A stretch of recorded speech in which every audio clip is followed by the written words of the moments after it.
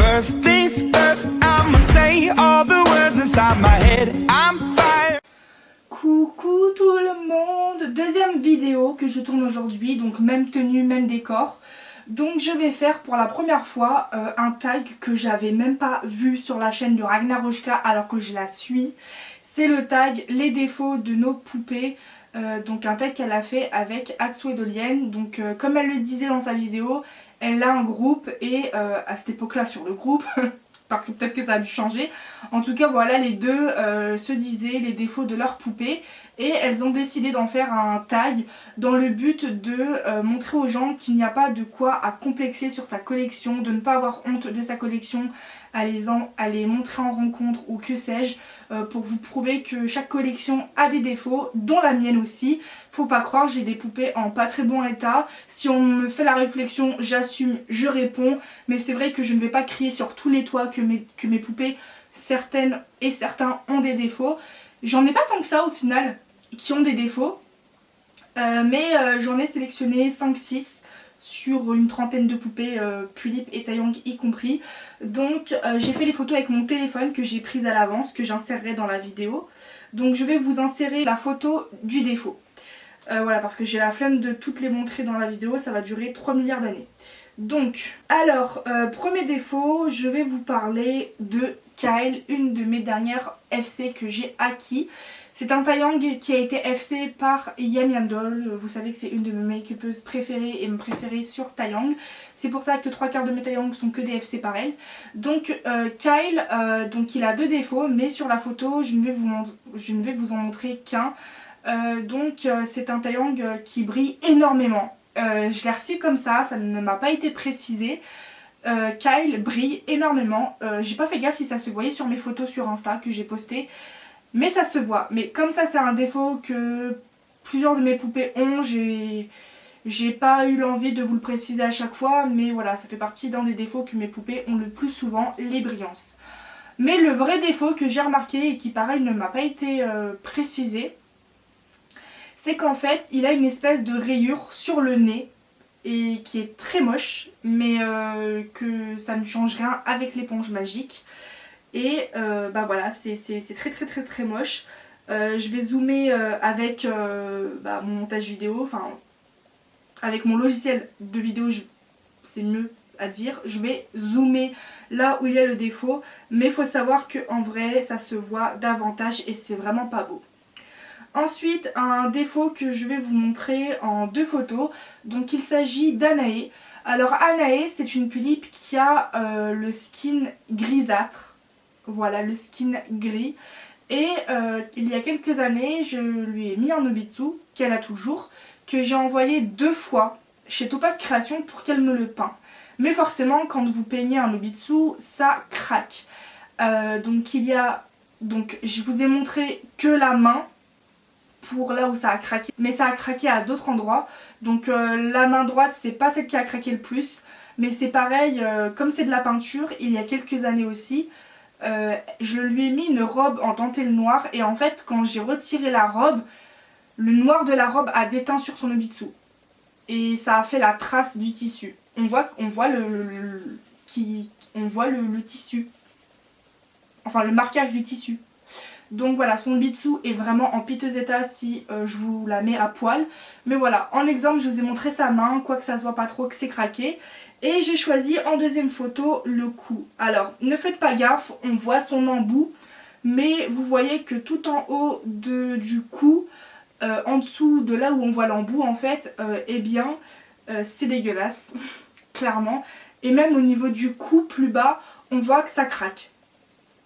Voilà, donc Anae, pareil, elle n'est pas en très bon état, mais ça c'était à prévoir, donc c'est ça le risque quand vous peignez un Nobitsu. Voilà. Ensuite, pour une Pulip qui a des défauts, il y a Mina, ma Pulip Saint-Célégra. Je l'avais achetée il y a des années, en 2018, sur eBay au vendeur Magma Héritage, qui est très connu. Que pas mal de mes JP viennent de ce vendeur. Et en fait, donc Mina, elle a une couche de Tamiya par mois. Mais pourquoi je lui ai mis une couche de Tamiya?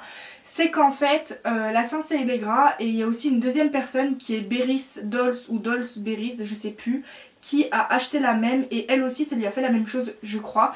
C'est qu'en fait je l'ai acheté nude, la Sincère et Gras, et sur le front elle avait une énorme brillance. C'est même plus qu'une brillance. Vous savez, dans les Tulip Stock Groove, des fois, enfin même généralement, vous avez un plastique sur le front de votre poupée quand elle est quand elle n'a jamais été déboxée. Et bien, c'est comme si que vous avez eu l'espèce de plastique sur le front. Et bien, on dirait c'est ça qui a fait une énorme brillance sur le front de Mina. Et c'est pour ça que j'ai dû passer une couche de Tamiya. Donc au niveau du front, Mina brille de mille feux. Et quand j'ai passé la couche de Tamiya, ça se voyait encore mais beaucoup moins. Donc sur la photo que je vais vous insérer, ça se voit pas tant que ça. On voit que c'est brillant si on zoome, mais on ne voit pas le marquage qui était bien voyant de la brillance en question. Voilà. Ensuite, une autre poupée de ma collection qui a eu un défaut et je l'ai reçue comme ça et je ne le savais pas. C'est Akako, ma Tulip Prunella, qui d'ailleurs ira chez Shinobu, mais je lui ai dit que Akako était jaune et de toute façon elle l'a déjà vu plein de fois en vrai.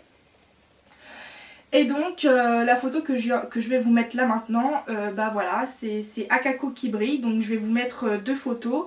Ça se voit beaucoup plus en vrai que sur photo.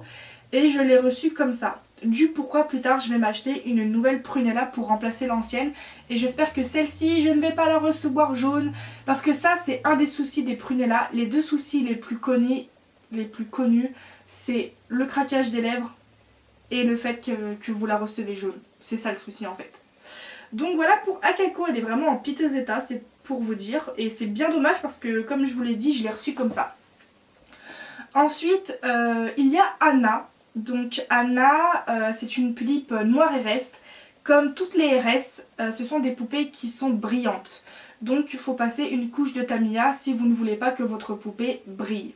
C'est ce que j'ai fait sur Anna. Et il faut savoir, pour ceux qui ne le savent pas, Anna est ma seconde noire RS. Voilà, la première je l'avais fait FC, vendue. Je m'en suis acheté une nouvelle de Tulip noire RS que j'ai remplacée par la première. Mais ça reste toujours ma première Tulip. Et donc, comme elle brillait, j'ai décidé de passer une couche de Tamiya. Donc jusqu'à là, rien d'anormal. Et après, pour que les lèvres soient glossées, eh bien je prends du vernis Fimo transparent avec un petit pinceau et j'en mets sur les lèvres pour redonner cet effet brillant aux lèvres. Sauf que sur cette noire RS, j'ai merdé. En plus, elle a un piercing qui est relié de la bouche à l'oreille. L'oreille n'est pas là, mais l'oreille est là. Donc forcément, j'ai merdé et ça fait pas du tout beau. Mais maintenant, trouver des noirs RS, c'est dur à trouver, pas cher. Déjà la seconde, mon père l'avait trouvée à 155 €. Et encore à ce moment là c'était déjà trop cher parce que la noire RS à l'époque vous la trouvez moins chère, hein, pour vous dire, sur Philippe Style. Mais voilà, donc la photo que je vous ai mis, je vais zoomer. Vous allez voir que c'est pas si beau que ça. Bon, il y a des reflets de la luminosité sur les lèvres, mais bon, veuillez ne pas en prendre compte. Mais voilà. Ensuite, il y a Irina, ma Tulip Rida. Alors, qu'est-ce que Irina peut bien avoir? Eh bien, tout simplement, il y a un défaut de fabrication. Le sourcil gauche est plus bas que le sourcil droit. Je vais vous mettre deux cercles où je vais entourer pour vous faire montrer la différence de taille entre l'œil, le sourcil et l'œil, le sourcil donc des deux côtés, et le côté gauche. Enfin, quand vous avez la poupée en face de vous, c'est le côté gauche, mais c'est cet œil là en fait. Donc voilà, le côté gauche, le sourcil est plus rapproché de l'œil et l'autre côté c'est plus grand. Et ça c'est un défaut de fabrication. Au départ ça me gênait et finalement ça ne me dérange plus. Donc je vais passer à Klaus qui est une de mes autres FC par Yam Yam Doll. Alors lui il a les yeux mi-clos et je sais pas si c'est à cause des yeux mi-clos. Parce qu'en fait les yeux mi-clos ils m'ont l'air symétriques. Je pense que c'est un défaut dû au mécanisme. J'ai déjà essayé de régler à deux reprises le problème et j'ai jamais réussi. Il faut que je recommence mais je pense que je pourrais pas faire mieux. En fait Klaus il a un regard blasé, fatigué sur mes photos. C'est pour ça que je n'aime pas mettre les yeux de face et que quand je fais des photos de lui, j'essaye toujours de mettre les yeux soit à gauche soit à droite parce que vraiment de face c'est dégueulasse. Voici maintenant une photo des yeux. Comme vous regardez attentivement, vous allez voir que l'œil droit est beaucoup plus en arrière que l'œil gauche et en bas des yeux, vraiment en bas des yeux. L'œil droit, il y a un espace de 1 mm alors que l'œil gauche en bas colle le bas de l'œil. Je ne sais pas si vous voyez ce que je veux dire. Mais voilà, donc je pense que c'est un défaut du mécanisme. J'ai déjà essayé de régler le souci, mais voilà, il y a un œil qui est plus haut que l'autre, qui est beaucoup plus en arrière que l'autre. L'autre il touche en bas des yeux, l'autre il touche pas, il est remonté de 1 mm, c'est horrible. Et c'est pour ça que Klaus, je ne pense pas vous le montrer sur mes photos de face au niveau des yeux, parce que c'est dégueulasse. Et j'ai vraiment du mal en plus à tourner les yeux avec lui, donc c'est vraiment une galère. Ensuite, en prochaine poupée qui a des défauts, bah je crois que c'est tout. Ouais, c'est tout, bah, j'ai déjà fini ma vidéo.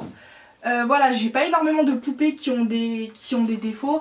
Après j'ai... Ouais, on voit plus ma tête à cause... Oh, pourquoi c'est noir comme ça dans la vidéo? Oh là là! Désolée pour la luminosité, mais voilà, j'ai pas énormément de poupées qui ont tant de défauts que ça. Après voilà, tout ce qui est les scalps qui sont dégueulasses, sales, dégueulasses. Voilà, j'en ai beaucoup qui ont des scalps pourris que je vous montre pas. C'est comme les brillances, machin. Ah si, j'ai oublié de vous montrer une poupée. C'est Mira, ma barre à suis chaud. J'avais fait une story time sur ma chaîne YouTube, si vous ne l'avez pas vue, allez la voir. C'est un enfant de 2-3 ans de ma famille qui a joué avec beaucoup de mes poupées, qui les a fait tomber, qui les a mises démembrées, chauves, dans des états mais qui faisaient peur. Et en fait Mira a été l'une des seules, je crois, qui a été touchée au niveau de la facepalm. Elle a une rayure sur la joue droite. Donc voilà, sous l'œil. Faut vraiment tourner la tête pour bien voir et faire être très attentif pour voir la rayure. Donc c'est une rayure mais avec des petits traits dedans. C'est juste horrible. Et bien sûr ce n'est pas rattrapable. Voilà, j'ai déjà essayé avec l'éponge magique. C'est mort, c'est ancré dans la facepalm. C'est des rayures. Donc voilà. En tout cas, la vidéo est finie. J'espère qu'elle vous aura plu. Et moi je vous dis à plus dans une prochaine vidéo. Salut, salut!